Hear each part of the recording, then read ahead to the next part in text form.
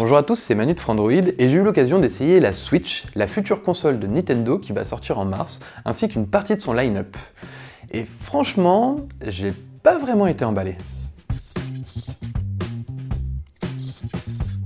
La Switch, c'est un ensemble composé d'un dock, d'une tablette de 6,2 pouces et de différentes configurations de manettes. Pour une fois, l'ensemble est bien fini et on n'a pas l'impression d'avoir, comme avec le gamepad de la Wii U ou avec les Wiimotes, un jouet en plastique dans la main. Si la taille de l'écran n'a pas évolué depuis le gamepad de la Wii U, sa résolution en revanche est passée du VGA à de la HD 720p.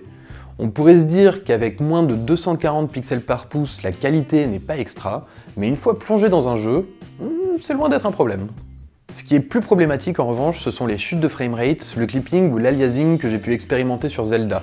Mais on laissera quand même le bénéfice du doute à la console, puisqu'il ne s'agissait pas du jeu complet, mais de la démo prévue à l'origine pour l'E3 de l'année dernière.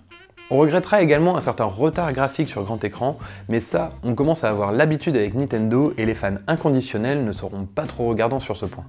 Pour ce qui est du gameplay, on retrouve comme sur la Wii U diverses possibilités, que ce soit à la manette avec un contrôleur pro vraiment très agréable, ou en motion control avec les Joy-Con qui remplacent ici les Wiimotes. On peut d'ailleurs utiliser chacun des Joy-Con comme une manette indépendante.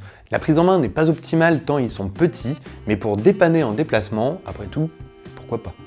Notons que Nintendo a tout de même pensé à ajouter à ces drôles de manettes un petit supplément à glisser sur le rail servant à lier les Joy-Con à la tablette afin de rendre l'expérience plus agréable. C'est encore loin d'être parfait, mais c'est déjà mieux.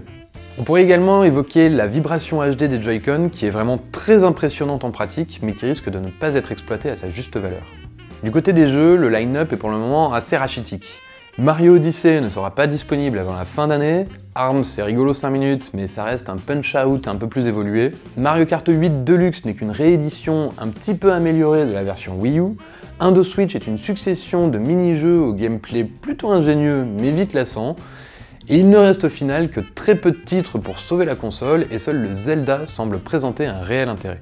Autant dire que si elle reste intrigante, la Switch peine énormément à justifier son prix de 350 €, d'autant qu'une grande partie des jeux confirmés pour le moment sont déjà distribués sur d'autres plateformes où ils tourneront certainement beaucoup mieux.